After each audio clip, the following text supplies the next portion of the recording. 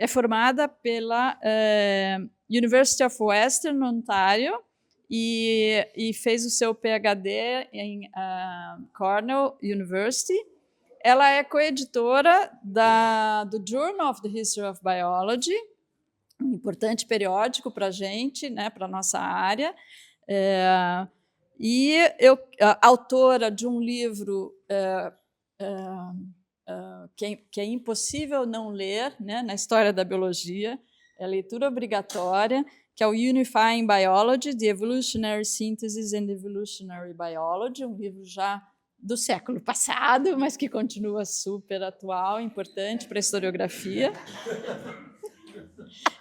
E por último, tenho que mencionar, a Betty é uma ativista de Facebook, já está publicando fotos aqui sobre o evento, então quem ainda não é amigo da Betty, procura lá no Face, vocês vão ter informações sobre todos os lugares que ela passa pelo mundo fazendo palestras, conferências e também relações de amizade.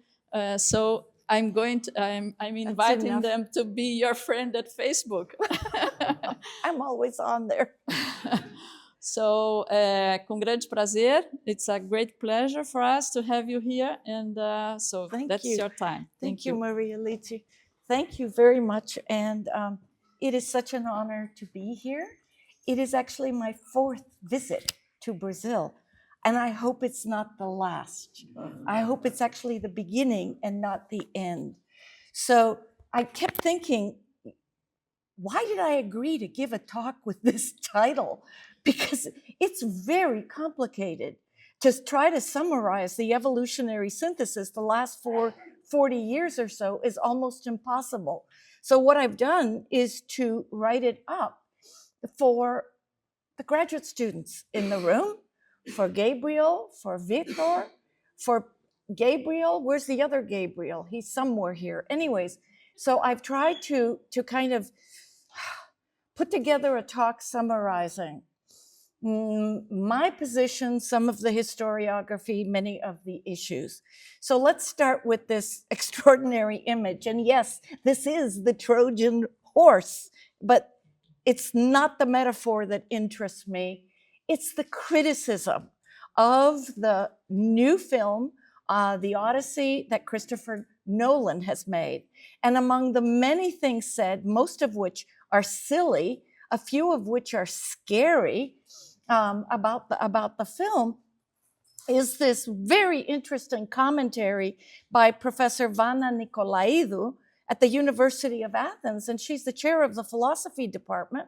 She's more of a political philosopher, and she went on primetime Greek television and just made everyone crazy in Greece because of what she had to say. Literally, it just blew up after she appeared on this major network. And in her opinion, as someone who has studied Greek literature seriously, she said, Nolan's reading, Nolan's presentation is anachronistic, it's presentist, to the point where, in fact, she argues that it's seen through contemporary ideological lenses, and she called for a need for contextualization and the need to historicize even works of literature, not just history. It's literature that is embedded in a historical context. And she says, literature is historically rooted and culturally embedded. Is writing the history of science that different? And what of the event known as the evolutionary synthesis? I mean, this struck me as a very serious criticism that speaks to the historian, not just an archaeologist or a philosopher, the world over. That is the kind of issue that I want to address, the kind of overarching issue that I want to address in this paper. But let me summarize it quickly and be totally honest and frank. And this is where I've decided to just tell you, after 40 years of very serious study, focused inquiry, by generations, it's a multi-generational task. The evolutionary synthesis and its historiography is a mess. I mean, it really is a mess. Greg's laughing because he knows that I'm right. So to read so many papers that continue to come out of such a diverse set of multidisciplinary scholars. You know, Google sends me stuff that's written, the Google Scholar, and I go, another one. And I dread opening it up to see where this person is coming from as they're writing this next paper. But you would think, to read some of these papers, that nothing at all had been done to gain greater understanding of this historical event. Confusion abounds, and everyone seems to write whatever they want.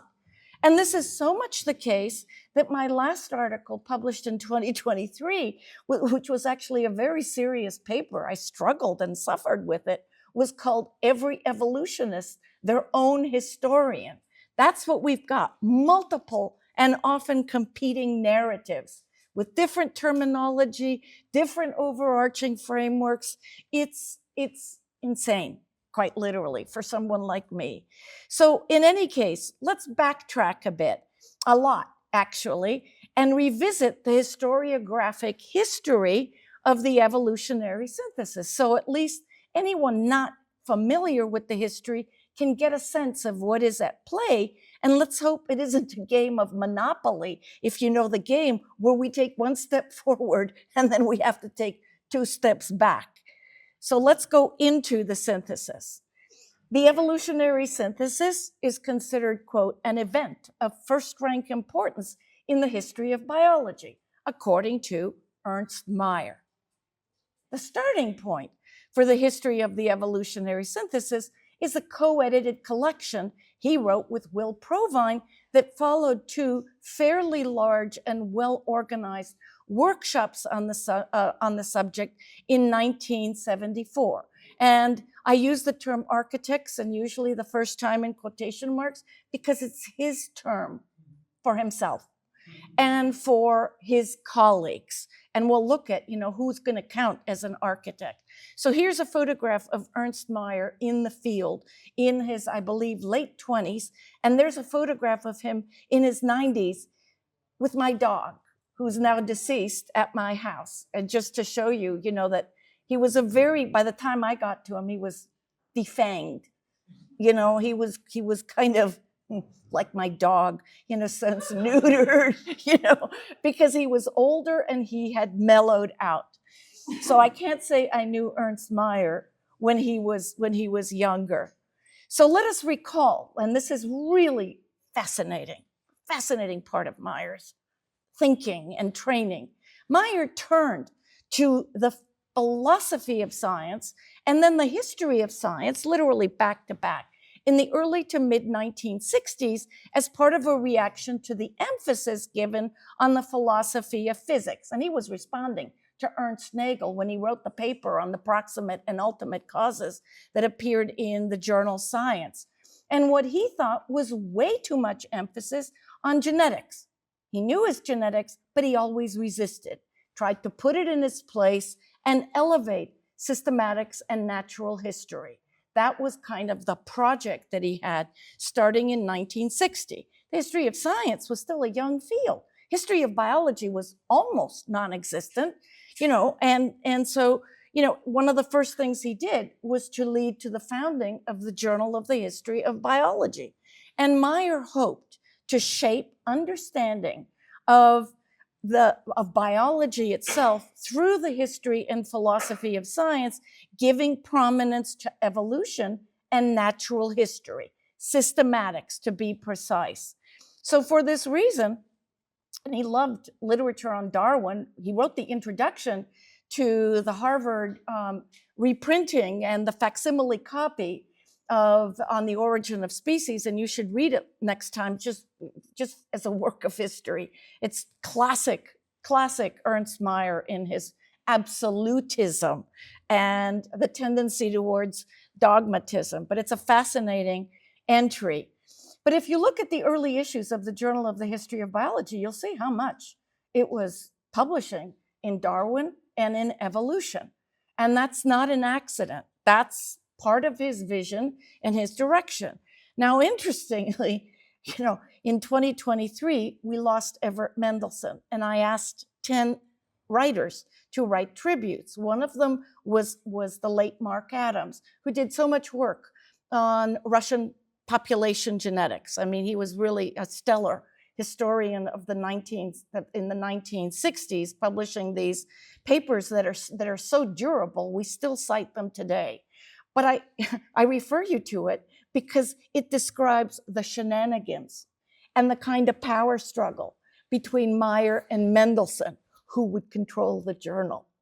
And what happened is that, Mendelssohn took over, basically, and the two of them, to use a term that Greg used, were kind of frenemies. They were friends, but if you knew them, they'd talk about each other literally out of the corners, as we say, of their lips, complaining about the other. So in any case, I refer you to Mark Adams for the early history of the journal.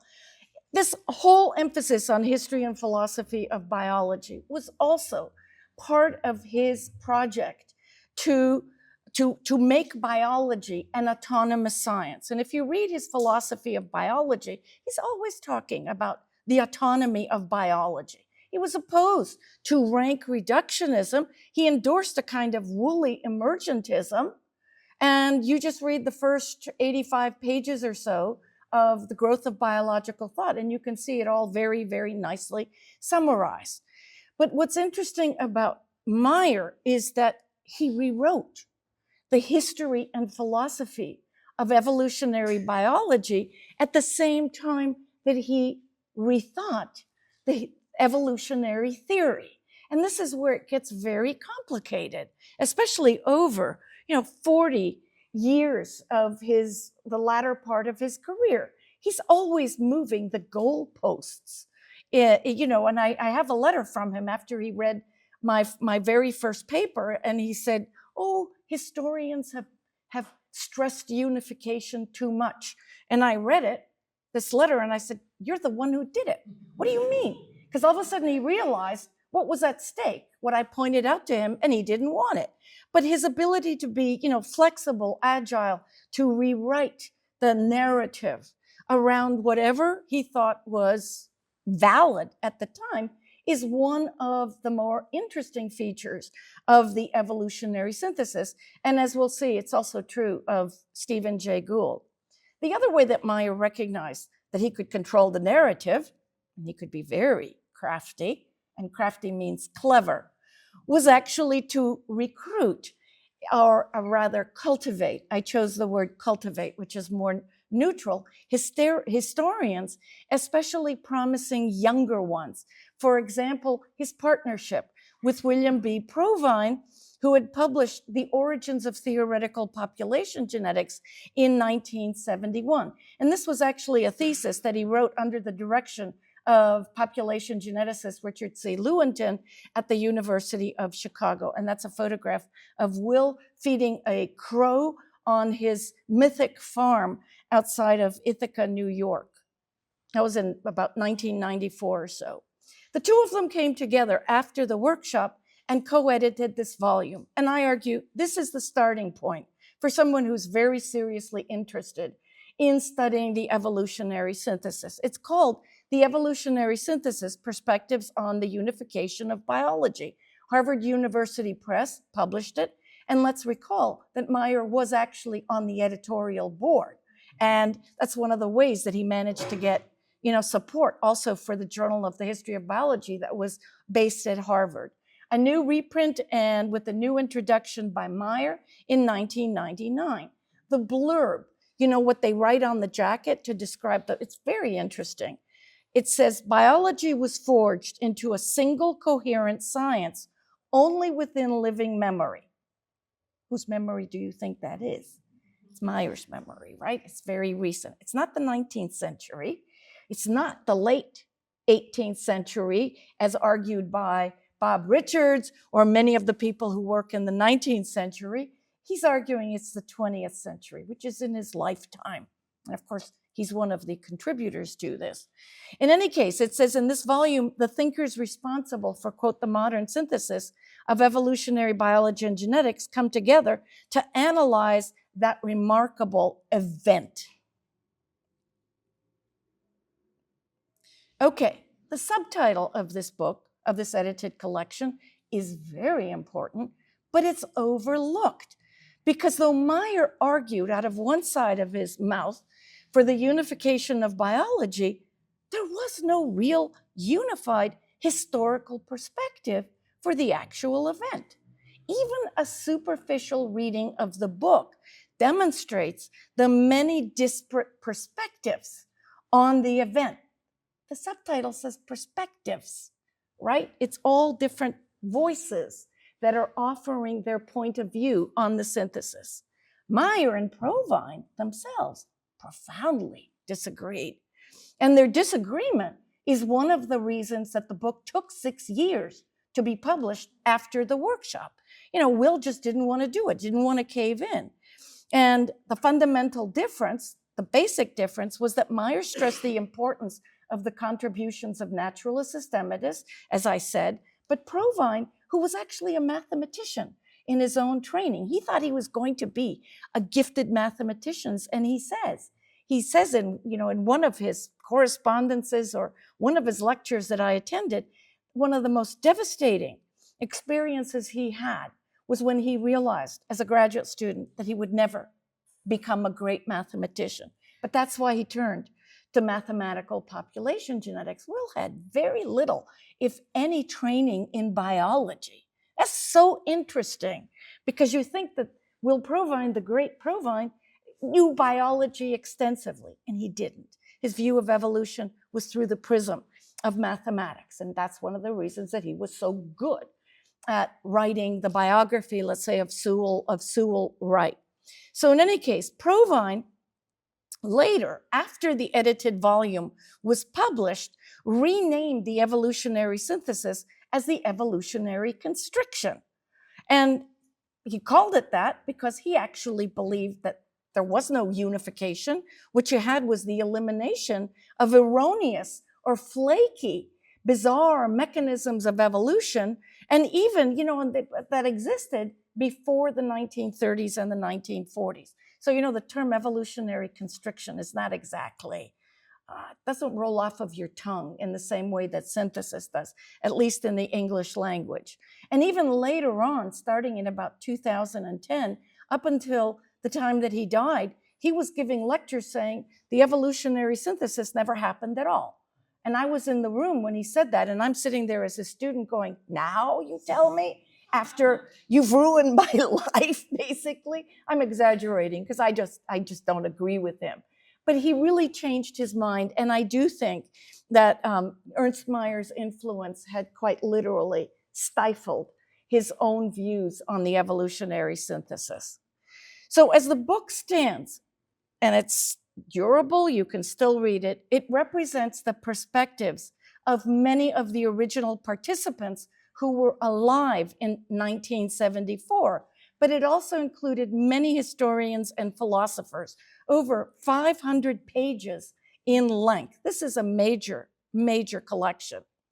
But little existed in the way of the major features of the event.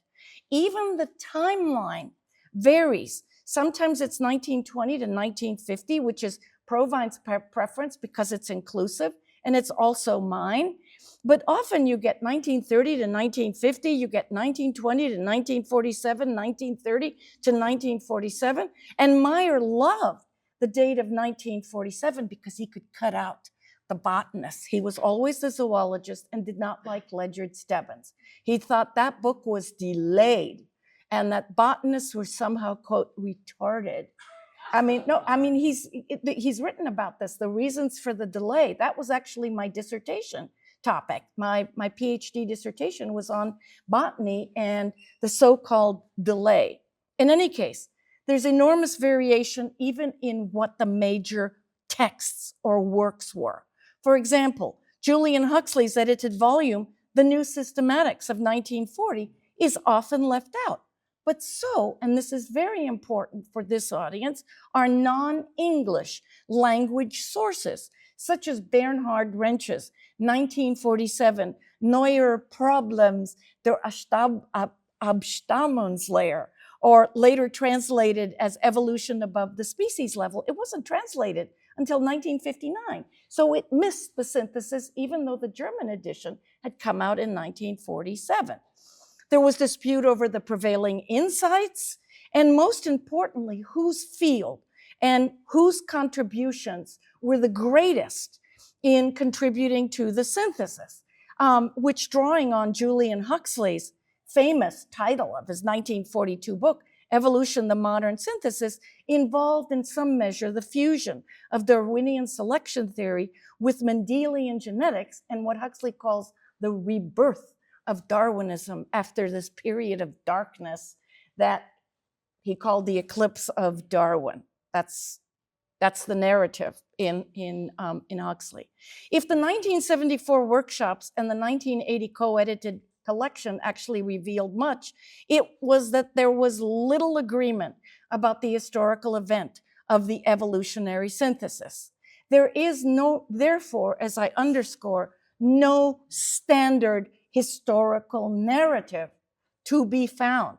So anyone upholding this has either not examined the historical sources available, replicated one of the many participant narratives, more than likely Myers, or is setting up what I call a straw story, so they could then, a convenient narrative that they can then knock down. What we do have available is a fascinating array of multiple perspectives or narratives, some of which overlap with each other, but some of which also conflict or depart from each other in important ways. We have Huxley's narrative, Simpson's narrative, Stebbins' narratives, Provine's narratives, as well as Myers' narratives. And Meyer likely contributed the greatest influence because he retold it in his many publications over an unusually long career. He continued to write until he was almost 100. Okay, he lived a very long time. And because he also bullied Provine. I know this. I wasn't there, but I've seen the correspondence between the two.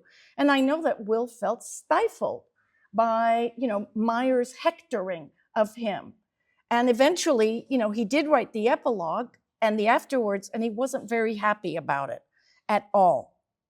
So, at the same time that historians and philosophers were turning to the synthesis in the mid-1970s and the early 1980s, thanks in part to the workshops that had been organized on it, what happened is that the synthesis, or the synthetic theory, or both, appeared to fall apart, quite literally. A series of publications appeared rapid fire in the 1980s, complicating understanding of the historical event as they took turns, dismantling, amending, reforming the theory. This was a very contentious and confusing interval of time for evolutionary biologists. And some of us actually became historians, in large part because the feuds were so fascinating. I realized the only way I could understand this was by turning to the history, philosophy, and the sociology and the politics of science right around that time. I'm not going to quiz you on this. I know it's very small, but it's actually a sample of the many papers that were written. The challenge, I call it the challenges to the synthesis, some of the literature that I put together for the Oxford Bibliography of the Modern Synthesis in 2018. And let me read you some of the titles that are actually very amusing, and they give you a sense of the kind of dissonance in points of view. Is a new and general theory of evolution emerging? Is a new evolutionary synthesis necessary? The evolutionary synthesis is only partly right, with the W, as in Sewell right, but not right enough. Okay, I reply to the former.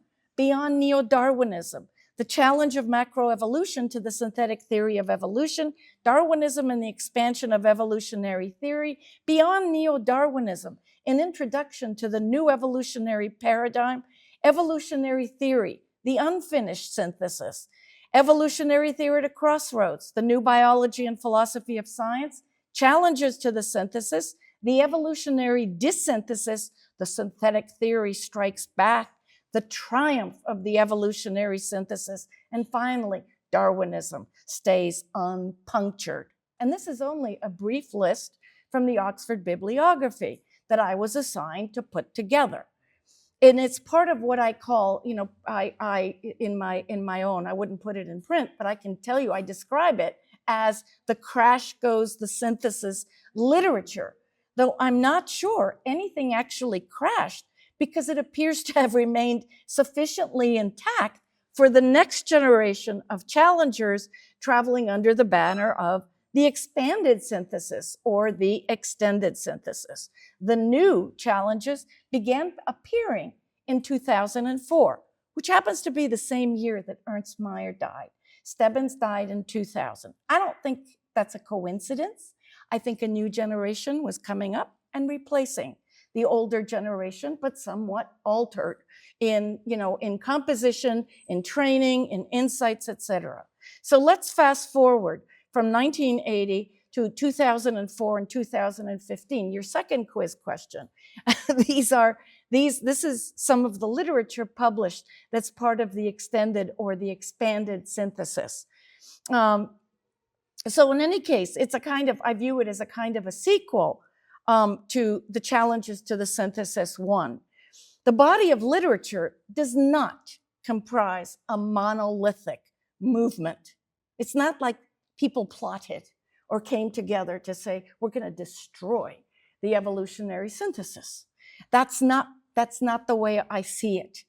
But the question of history is absolutely foundational to the arguments, the various arguments that are proposed that are part of the extended or expanded synthesis, or whether you overhaul the whole theory. And I refer you to Tim Lewin's 2019 article on the importance, he's a philosopher at Cambridge, in this second set of challenges. It's a really marvelous paper.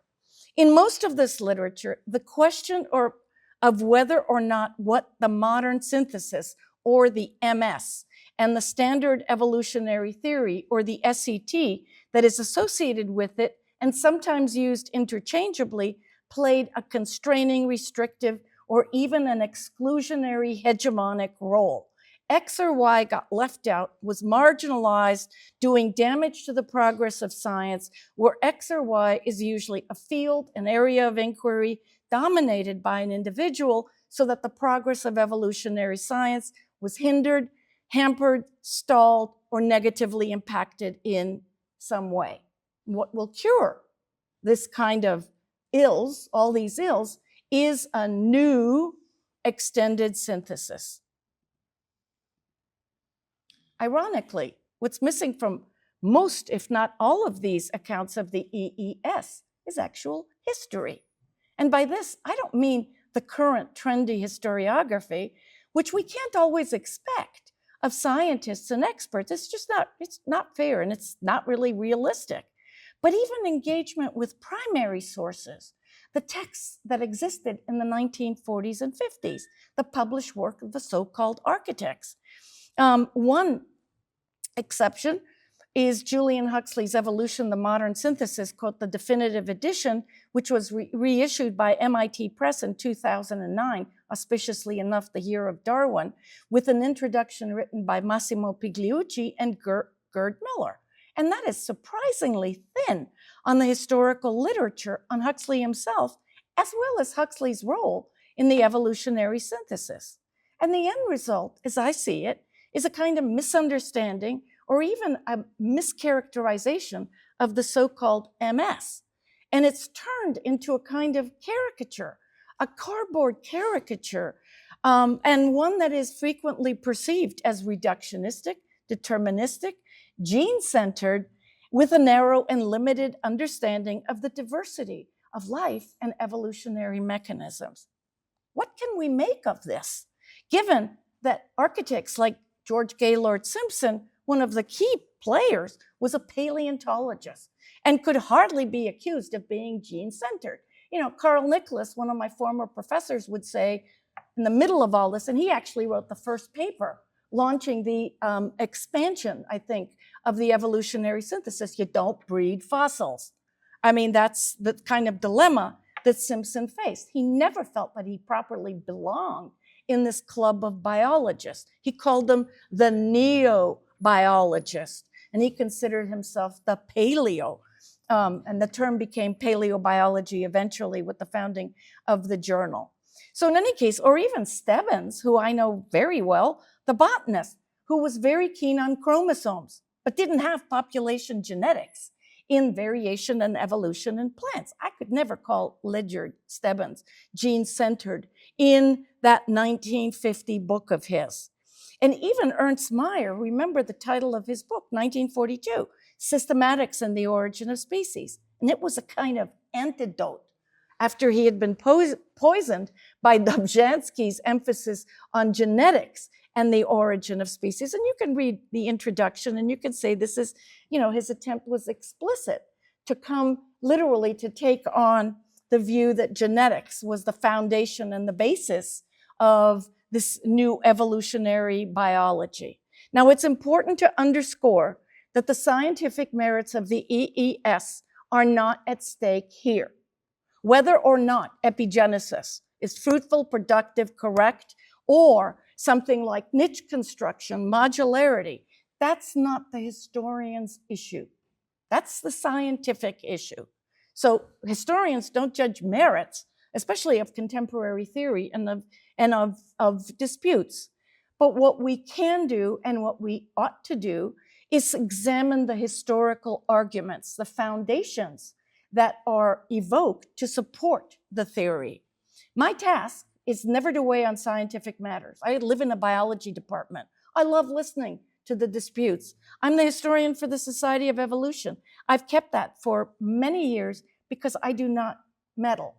That's not what I do as a historian. I listen and I want to understand what it is that they're doing, and as evolution kind of moves in particular directions.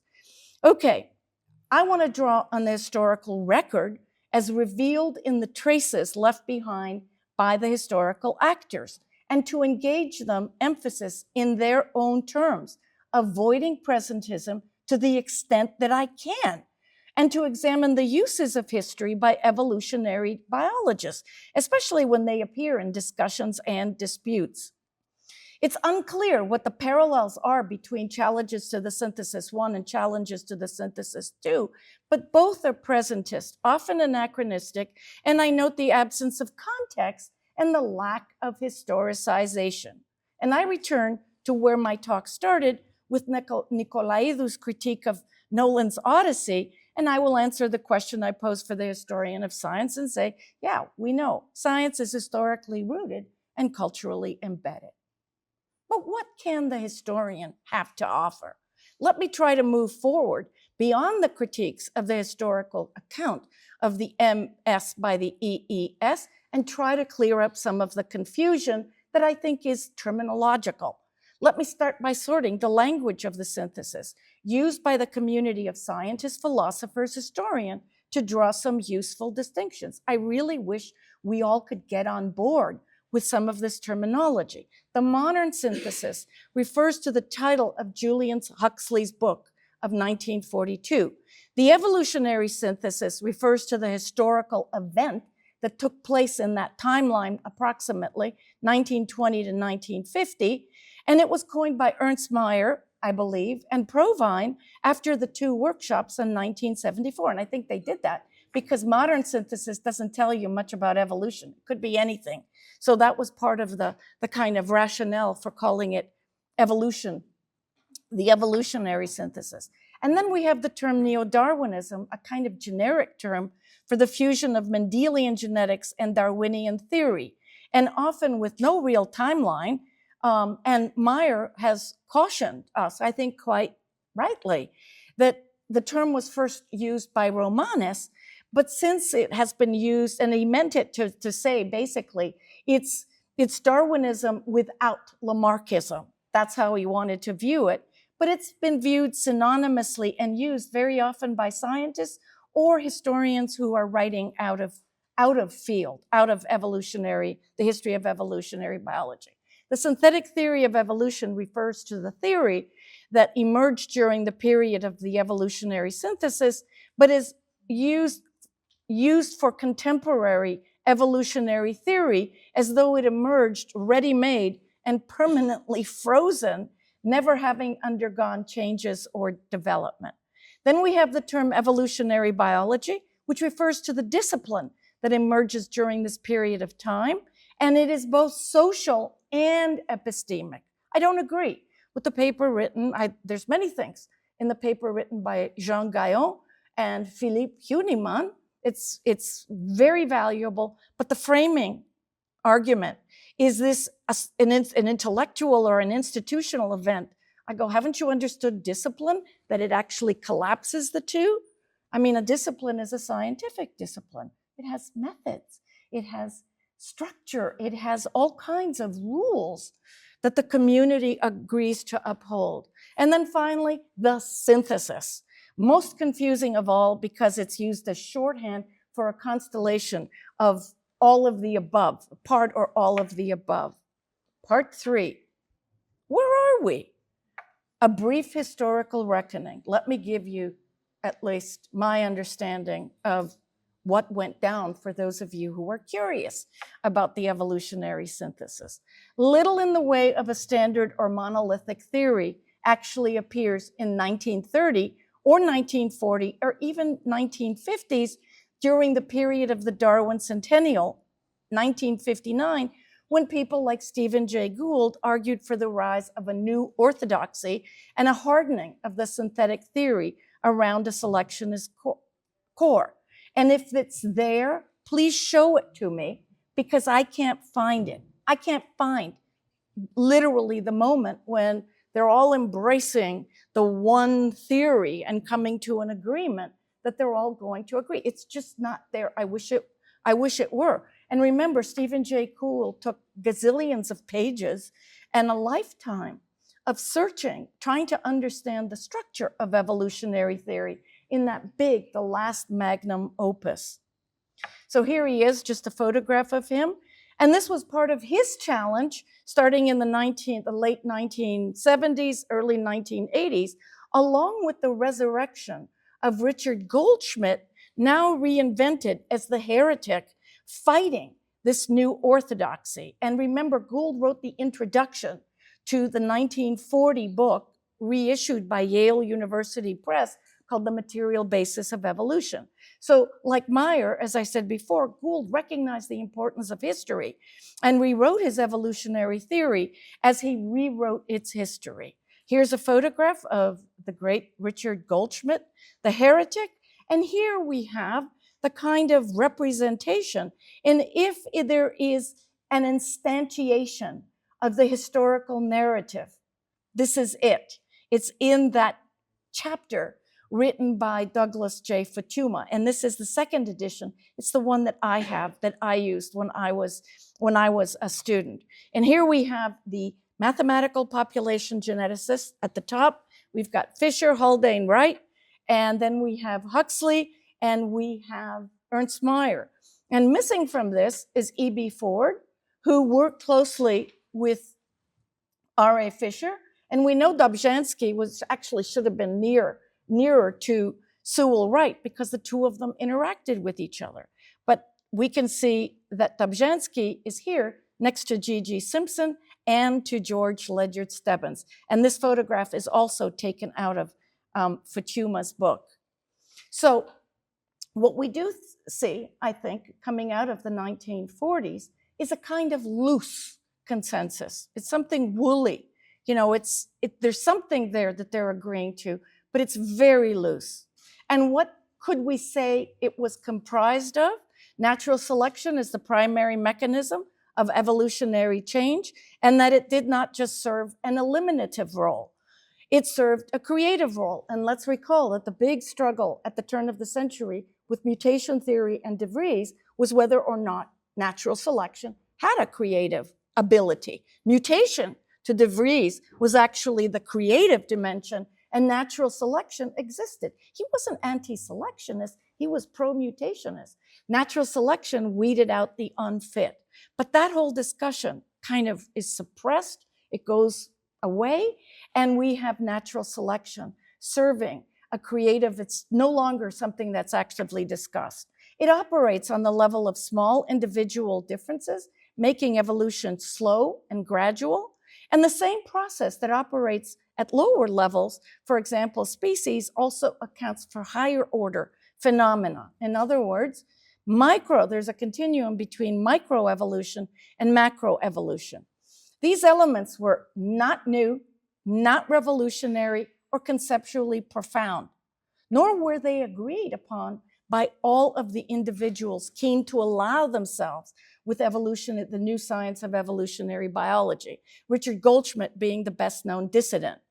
As Provine summarized in 1988, what the evolutionary synthesis achieved was likely eliminative. It rid evolutionary theory of the many alternatives to natural selection and narrowed the domain of inquiry that enabled the conversation between a number of areas. And this, again, is one of the reasons, is the reason that he calls it the evolutionary constriction. The loose consensus enabled a community of researchers, a discipline, to come together around common problems in evolution.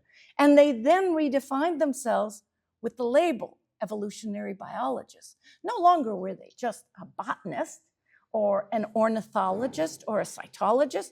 They became, the label that they identified with was evolutionary biologists. And I traced the etymology of this term with the help of Stephen Jay Gould many, many years ago.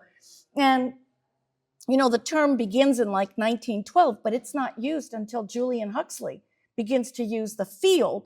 And it's used when I asked Meyer and Stebbins, when did you first start using this term for yourself? And they said, oh, probably around 1947. And this is before I'd published anything. I was still a very senior graduate student. So here we have, in case you haven't seen it, the foundational document. This is actually a reprint from the big event at the University of Texas, Austin. There is one woman who was a signatory at the 1946 meeting, Ruth Patrick. And here we have the famous, notorious photograph of shame. That's what I call it. And you can see this is not exactly the most diverse group of people, right? And you can, you know, it's 1946. So in any case, the 1947 meeting has this paper by H.J. Muller that's published in 1949 that announces, it's a marvelous essay in which he announces the convergence of biological disciplines that saw the emergence of the new synthetic type of evolutionists and the convergence of biological disciplines. That's what he wrote. The big picture of the evolutionary synthesis is best embodied by Julian Huxley, the first Director General of UNESCO, in 1946, that made this, that the synthesis made possible a kind of worldview that was secular, liberal, and progressive. Belief in a coherent and unified science evolution that unified biology within a unified theory of knowledge. And Huxley was very keen on the unity of knowledge. I have a paper on it if you're interested. The disciplines that appeared to be left out, like anthropology, were in fact already being integrated by 1950. Anthropologists weren't part of the Society for the Study of Evolution or at the Princeton meetings for reasons having to do with belief in race. And that is because the biological basis of race was actually denounced by anti-racists associated with the American School of Anthropology led by Franz Boas and all of his students like Kroeber and Ruth Benedict and Margaret Mead. They were powerful, occupied positions of power all through American universities. And Boas said, no evolutionary anthropology, it's racist. He came from Germany. So he had, you know, familiarity with some of the theories that were proposed in German. Now, these are very different schools. Theodosius Dobzhansky is a key player in bringing anthropology and evolutionary biology together. He began collaborating with Ashley Montagu in the early 1940s and Sherwood Washburn. And what he did was to take the concept of gene pool that had come from Chitverikov and his Russian professors and advisors and to literally go replace race with the concept of that gene pool. And he became an anti-racist, though if you've read his travel diaries, you kind of wonder, you know, especially, well, oh yes, I am in Brazil. How could I forget? Although your wonderful session on Dobzhansky that you had at Cold Spring Harbor. Anyways, here's a photograph of Ashley Montagu, Sherwood Washburn, And the first of these meetings bringing anthropologists and evolutionary biologists took place at Cold Spring Harbor. 129 anthropologists and evolutionary biologists came together, and believe me, it was not all roses. Meyer and Simpson went on the attack, but that's another story. They very often did that. So it's in the Quantitative Symposia for Quantitative Biology, 1950. The volume is Origin and Evolution of Man. Here's photographs showing them schmoozing. You know, A. Steinberg, the geneticist Elsie Dunn, Dobzhansky, G.G. Simpson with Ashley Montague, S.M. Garn with Ernst Mayr. And if you want to know more, I have a brief paper, and then there's an excellent book that was written by John Jackson and David Depew and John Jackson, Darwinism, Democracy, and Race, American Anthropologists and Evolutionary Biology. So integration was actually happening, though it was perhaps less successful and definitely less visible because there were no grand public meetings on the scale of anthropology for what became developmental biology. Calls were actually made to integrate developmental biology within evolutionary biology within only a few years of the Princeton meeting by individuals like John Tyler Bonner and Conrad Waddington in 1953. And here's photographs of both of them.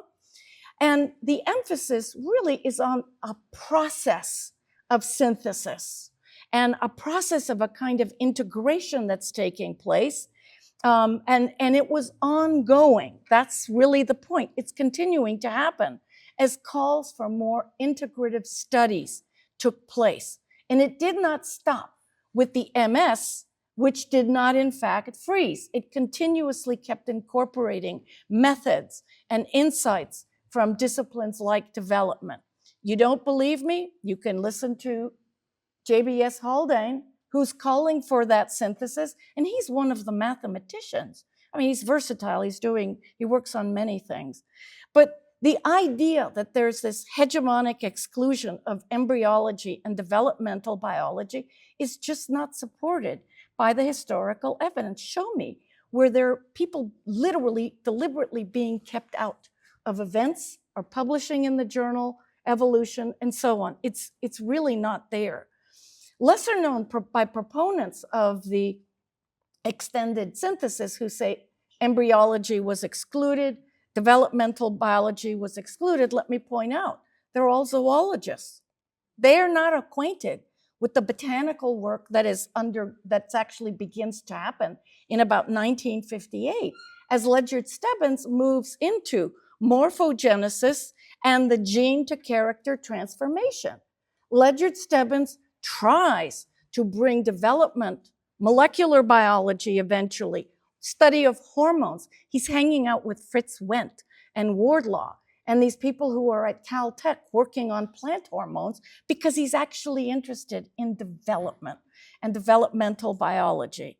And he saw it, many of essays. The next transformation in evolutionary biology would be to integrate developmental biology. And here's a photograph of him. He's a naturalist, he's a systematist, he's a real botanist, but he's also a laboratory geek. And you can see it right here in this photograph because he's working on the hooded barley gene, the hooded gene in barley. In my own work of Stebbins, I've explored what I call the quiet moments of integration, when new methods and techniques are incorporated from different areas and are used to solve or reframe problems, persistent problems. But the emphasis we place and scientists place is on the moments of friction, of controversy, of conflict, so that individuals like Ernst Mayr and George Gaylord Simpson, who were museum workers, they weren't interested in what Stebbins was interested in, and who had a knack for defending territory or focusing on what Jim Griesemer and Susan Lee Starr called boundary work, the disciplines, the boundaries, kind of policing the borders of evolutionary biology. They're interested in mechanisms of speciation, species definition, and they all fought in the molecular wars in the 1960s while Stebbins was actually doing molecular biology. He was one of the first people to do it. So Stebbins was in contact with Waddington. with whom he collaborated on various organizations. They were friends, and developmental biology was slowly being integrated, or at least integration was being attempted by the Darwin Centennial of 1959.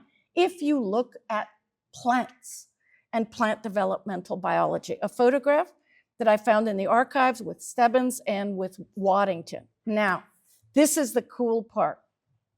This is what I'm working on right now, and I really don't know. I call it the black box of the history of evolutionary biology. It's a black box because I need to crack it open. We don't actually know what happens that much in between 1960 and 1980, approximately. This was a period when all these molecular techniques were being introduced, but genetics departments all over the United States and probably the world were being literally built, and genetics was marked as gene-centric, reductionistic, and deterministic. And it began to dominate evolutionary biology. E.O. Wilson describes a situation at Harvard as the molecular wars, as when biology cleaved literally into two branches, organismal biology and molecular biology, okay? But this interval of time right before then, we really don't have a good handle on that. I think it's important because if you look at the textbooks that were written, you'll see an abundance of books in population genetics. Some of these were my textbooks, actually. So we have Quantitative Genetics, 1960 by Falconer, Principles of Population Genetics, 1980. That was my textbook in grad school.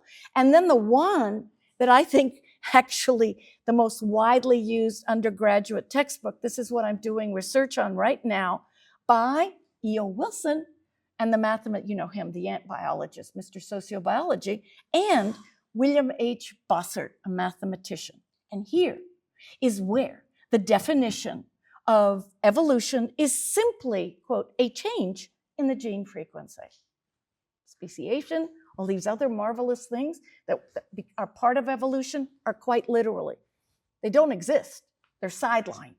So this is literally the moment, I believe, when a lot of the people who are part of the EES were actually trained.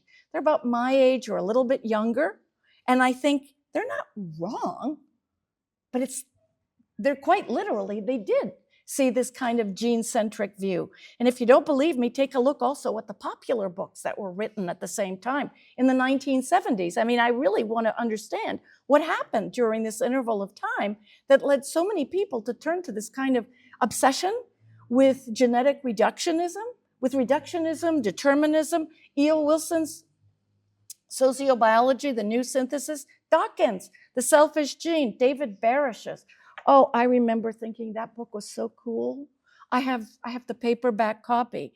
Melvin Connor's The Tangled Wing, Biological Constraints on the Human Spirit. And if we go a little bit further back, we can see anthropologist Robert Ardrey's The Territorial Imperative, all of which look at human social behavior in terms of genes.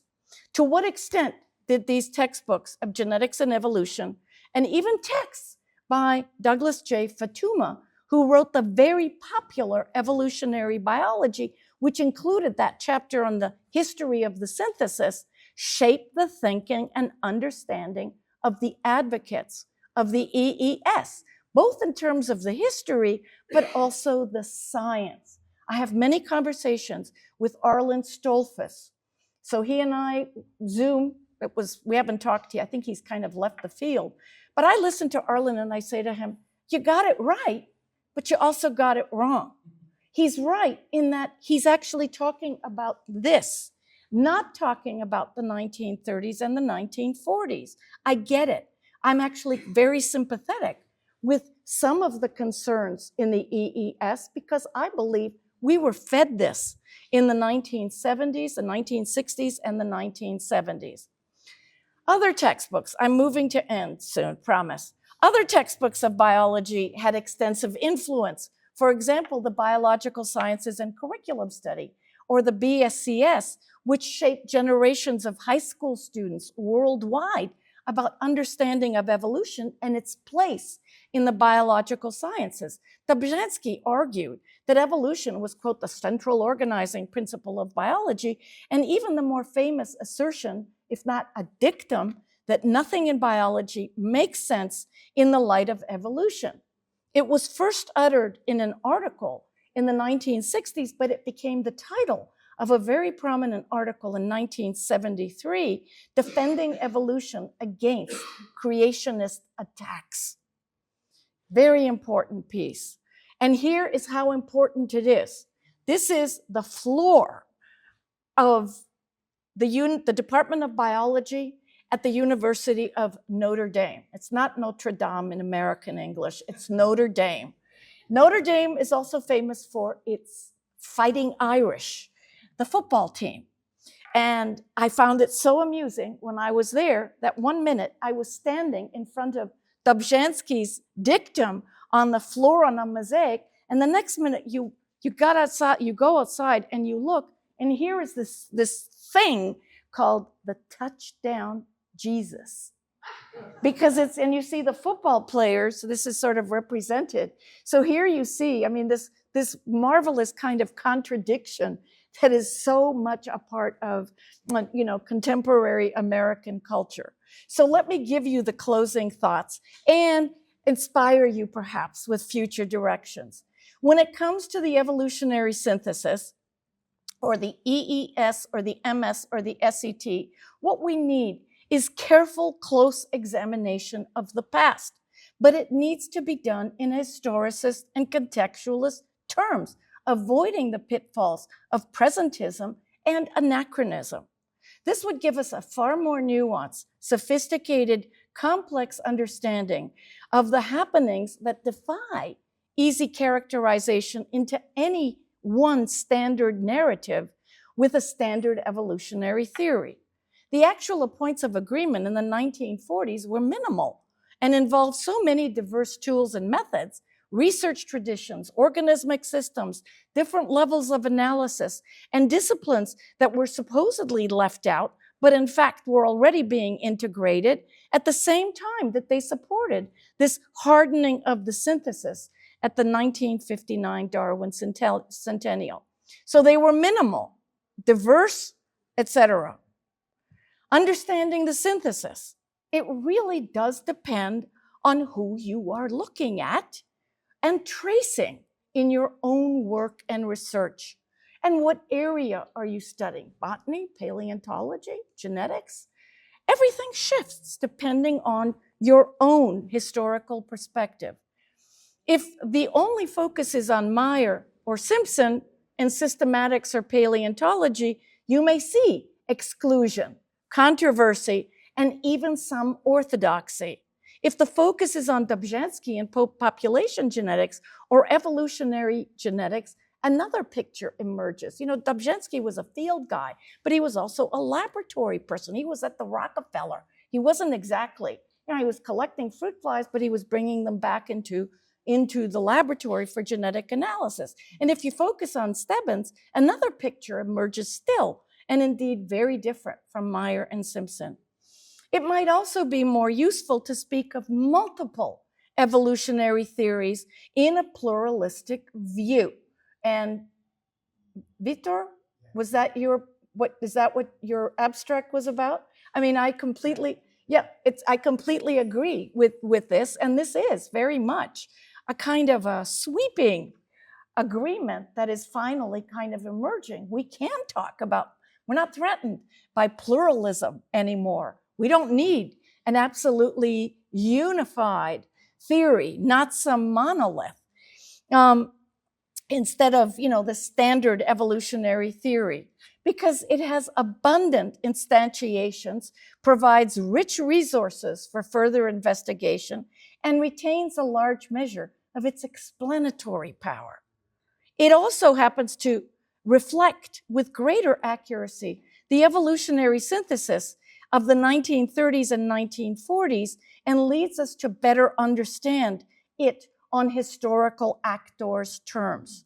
So to close, what we need is a more historicist and contextualist understanding of the 1930s and 40s and beyond to the 1960s, the 1970s, and even the 1980s and 1990s to appreciate that ongoing processual nature of integration. And I believe that the term synthesis is substituted in the 1960s with the word integration, so that departments and the field of integrative biology is created in the 1980s and the 1990s to reflect that integrative approach to biology. And then we need to recognize that what counts as a synthetic theory, its central tenets, its first principles might appear to vary depending on the field, the experimental system, the methodology, the generation of the scientists, or even individual preference. In other words, we need to do more historical work. We also need to focus on texts that are not written in the English language and to dig, no pun intended, Gabriel, in historical archives and sources that are not yet explored. And here's where I want to encourage students in this room or any kind of early career scholar interested in the history of evolutionary biology to exploit, to use the linguistic skills that you have and to explore the many journals, diaries, correspondences to help us understand that the architects could not have done it alone. True, one was Ukrainian, born during the Russian Empire, another a German immigrant, but nonetheless, they relied on work done in places especially rich with examples useful to the evolutionists like South America. It didn't just shape understanding of natural history for Humboldt and for Darwin. More to the point, but one, G.G. Simpson, as Gabriel Vanzo Rodriguez has shown. More to the point, plenty of evolutionary science was done in global contexts like Argentina, if you read Adriana Novoa's work, as well as Brazil. And therein lies the potential, I think, for entirely original and important work. So here we are in the G.G. Simpson Library at the Florida Museum of Natural History and in the Department of Biology. Bartram Carr Hall, and Bartram was an American naturalist, an 18th century American naturalist, and Archie Carr was a sea turtle biologist. He created the Caribbean Conservation Corporation. And here we are in the library, and you can see the photographs of G.G. Simpson. And here is Gabriel giving his talk on Simpson, the Children of Patagonia. And finally, parabéns, muitos anos de vida. ABFHIB. Aldo? We were younger then. And muito obrigada. This is...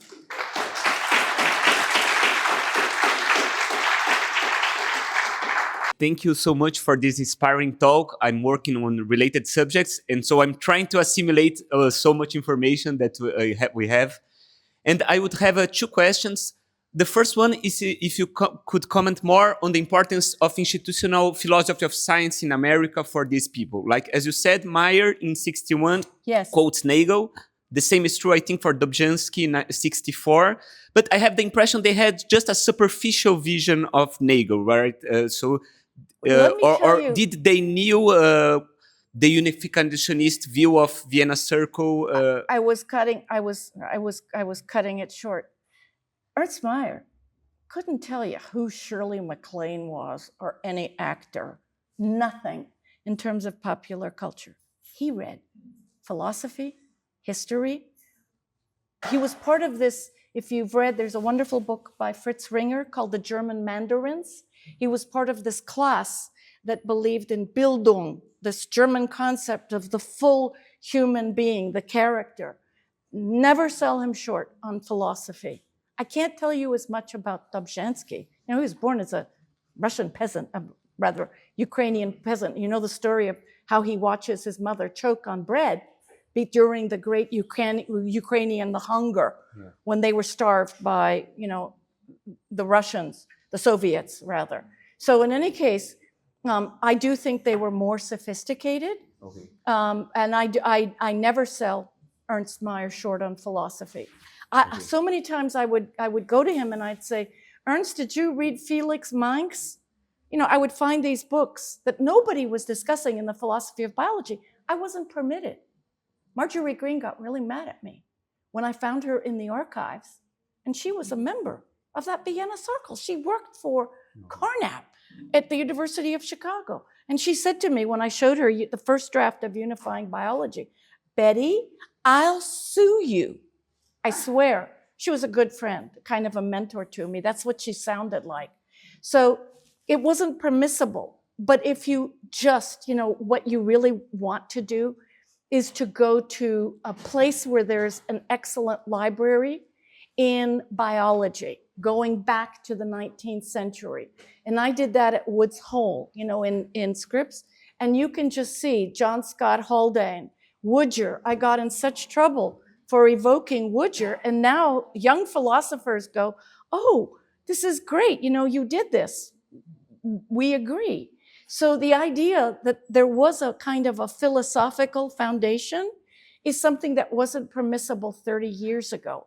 And I had no idea that a generation of philosophers of biology had, like David Hall and Michael Ruth, were anti-positivists. Yeah. But at the same time, to me, they were positivists.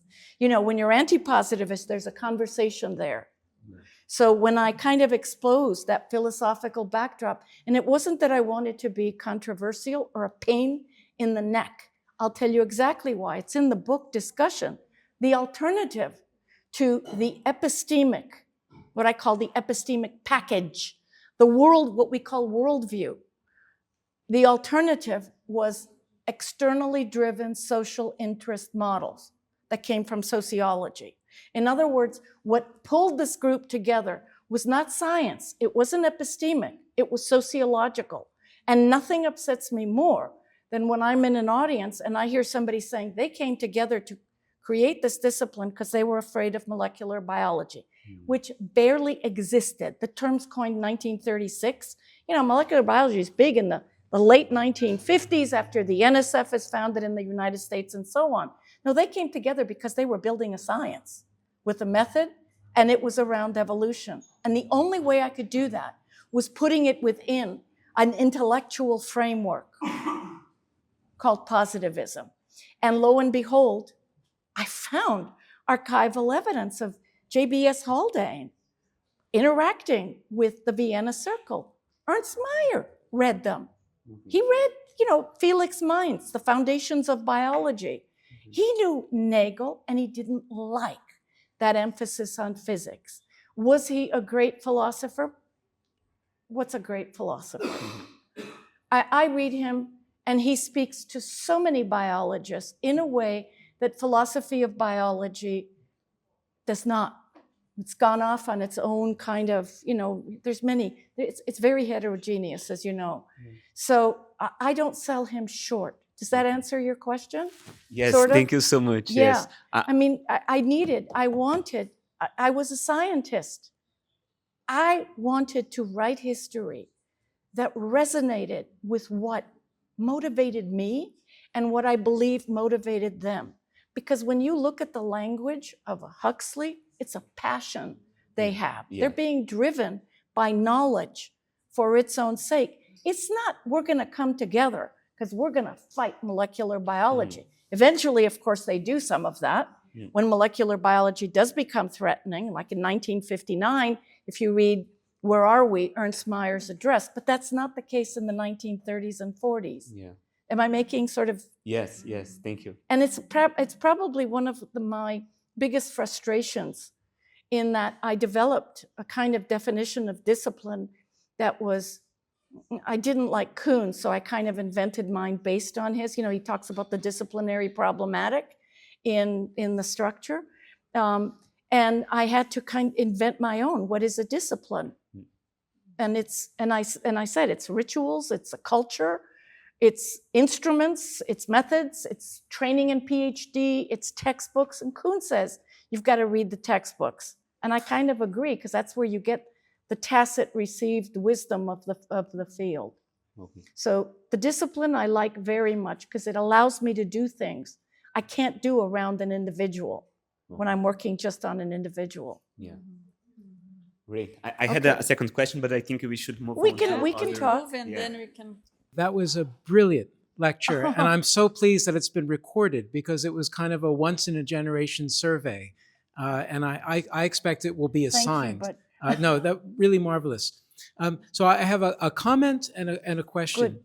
The comment is, if you're not familiar with it, you have an ally in Simon Schaffer in a piece that he published about 15 years ago called How Disciplines Look. And I think you'll really enjoy it because in a quite general way, what he suggests is that all disciplines are messy, they're heterogeneous, they are interdisciplines. They only acquire coherence in the polemics of people trying to shut them down. That's the moment when they acquire coherence. So it seems like you've given us a brilliant case study in this happening right in our... no, Greg, he read me when I came out with this in 1992, and he said to me, and Simon Schaffer, I'm just gushing, because he is, as you know, like my favorite. Jewels, every article he writes is a jewel, and the way he brings history, philosophy, sociology. I rejected a lot of the Leviathan and the air pump, but I built on it. That's how I saw it, because I went in the direction of narrative, whereas they went in terms of, material, the materialism that they had that just didn't work for me. Looking at evolution, I went off and I read Redwick and even Donna Haraway because she did so much.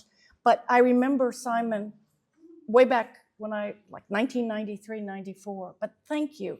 And I cite his work very heavily, and some of Chapin's work.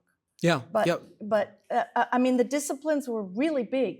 Emerging, the discipline formation were really big in the 1980s and the 1990s when I began to think about disciplines. Thank you. You're welcome. So here's the question. The- There's a one-liner about the modern synthesis, evolutionary synthesis, in a book by a couple of outsiders, by David Depew and Bruce Weber. You'll know Yes, it, yes. Darwinism Evolving. But I thought they were pretty assiduous in reading the Yeah. historiography, but trying to generalize. And I always remember what they said about it was that it was less a theory than a treaty. Yeah, I had that. That's in my book. It was a treaty. Maybe It they were was- quoting you. I don't remember. But so No, I assuming- was quoting them. Oh, is that right? In the Okay. historiography chapter, because I said, it's a moving target, is Richard Burian. I mean, the work. So that do you comes- think that's not bad as a one-liner? Well, no, I think it's part of Yeah. the historiography of the synthesis and part of what I encountered in the 1980s when I was, literally working on Stebbins. And my last chapter, I remember it. It's one of those aha moments where you go, they're coming together. They're forming, they're creating a community. And I picked up the phone and I called Margaret Rossiter, the late Margaret Rossiter, because she was at Cornell and kind of an advisor, one of my mentors, in addition to the guys I had that disliked each other. And Margaret said to me, ha, just like that, ha, that's what she sounded like. It's professionalization. And I then rejected professionalization because this isn't a profession, it's a discipline. And as you know, in the United States, when we think of professions, we think of certifications, we think of doctors. That's how we use the term a profession. It's a scientific discipline. It makes knowledge. And evolution fascinates me because unlike biochemistry, which was Rob Kohler's famous study from medical chemistry to biochemistry, he connected biochemistry to the building of chemistry departments associated with medical schools. There's nothing like that for evolution. It serves no real purpose. Its beauty is in its explanatory power. Yeah. And I'm one of those people who just is fascinated. It's a lifelong fascination with what evolution has done. My other project, this sabbatical year, was on Carl Sagan as evolutionary biologist. Evolutionary scientist is what I call him. So, to come back, I love that whole, I use that treaty and the moving target. And Depew, I've always read David Depew, I consider him a friend, and unlike many people, he's really open. He's a rhetorician, so he doesn't really fit himself, and he's generous and kind. Yeah. So thanks. Thank you for your talk. I'm so grateful.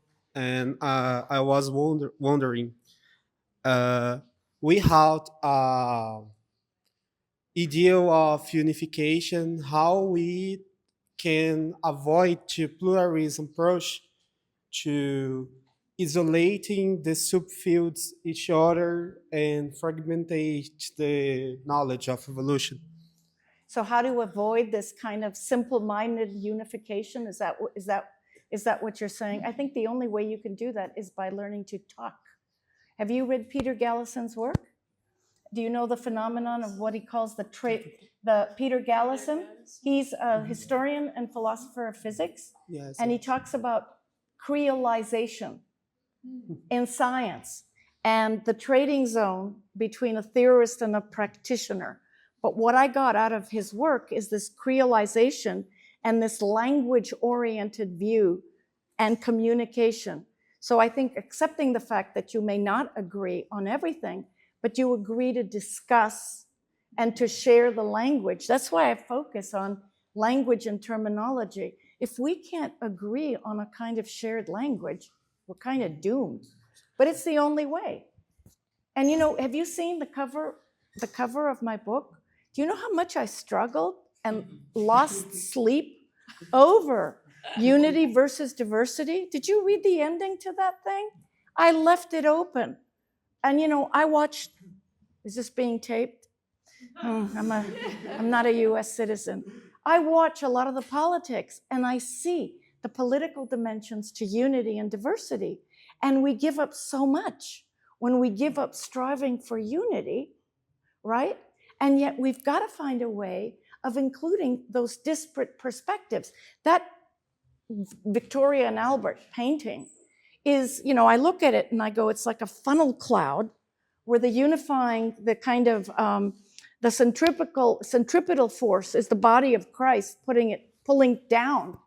But that's alienating, right? It's male.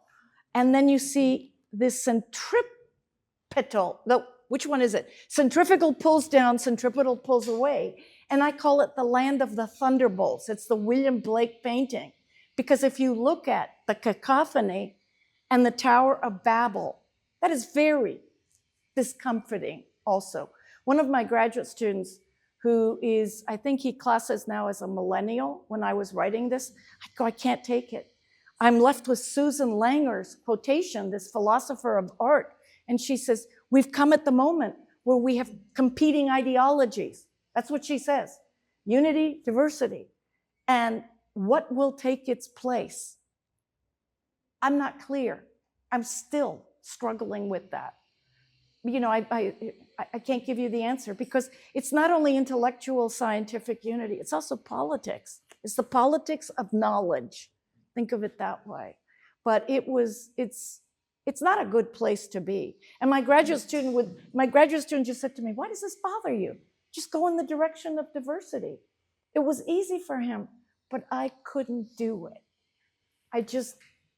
I saw what we gave up. When we give up the Enlightenment, which is where all of this striving for unity and positive, in the Enlightenment positivism, we create, it's not like there's anything, a perfect alternative, okay? I'm not a philosopher. And I mean, this is big philosophy with a capital P. That's not what I do. I have a hard enough time with chromosomes, you know, and Ledyard Stebbins. It's a great question, unanswerable. I have a related Gabriel question. Thank you for the wonderful lecture. In Brazil, in almost all university, the undergrad courses are taught by geneticists. Oh. I think there seems to be a question of authority involved here. Oh. This is also an issue that deserves further investigation because it's not really an epistemic issue concerning evolutionary theory itself, but rather a matter of power struggle over who has the authority in evolutionary biology. So, in your experience, does something similar happens in the United States or in other cultures? Not at my institution, not at Cornell, not at Stanford, but I can tell you that in the 1940s, on the Berkeley campus, there were two kinds of genetics. There was the genetics that was taught out of the College of Agriculture, and that was spearheaded by E.B. Babcock, and that was in the College of Ag. The College of Liberal Arts and Sciences had people like Kurt Stern and Richard Goldschmidt, and they were in the zoology department. So who would teach the genetics course? There was rivalry between them. I can tell you that at the University of Florida, there's a similar struggle between the College of Agriculture and the College of Liberal Arts and Sciences. And who's going to teach, and what happened is they carved it up. One group teaches genetics that has a lot of the plant genetics and agriculture because it's the College of Ag. Yeah. And the other one teaches a little bit more medicine, more basic genetics. But the people who teach, Leonardo, we don't even have tenured professors teaching the undergraduate biology. We have people who are, they're now called teaching professors, but they're not tenured. And they do the bulk of the teaching. That is the trend in the United States. So we don't have this. I don't think I'd like it. I wouldn't like it. I can tell you that in 2008, I was in a zoology department. I joined the first, I'm not kidding, the #1 department in the country for zoology was at the University of Florida. That's because of the museum. And I joined that department because it was really coded ecology and evolution. Okay, that's what it was, and that's where I belong. I'm happy in that kind of environment. 2008-9 comes, and the provost says, you're gonna fuse with the botany department. And the botany department, they had biochemistry, plant molecular biology, they had a little bit of ecology and conservation, and they had, you know, the new genomicists that were coming. And it has, the whole department has changed now because it's gone biomedical. That's where the money is. That's where the money is. But I still think at the University of Florida, what we have, what I've seen, is more of an integrative biology, like Berkeley, for example, which you'd never have the intro bio course taught by any one group. And usually it will be taught, I don't know, I mean, it's usually taught not by an ecologist. It might be taught by someone in development. We have a lot of developmental biologists and evolution, evo-devo people, yeah. A lot. The guy who works on the shark jaw, he's brilliant. But no, I mean, what you're describing, I have not seen. But you need to. Thank you. You need more diversity in the biological instruction, Yes. the undergrad level.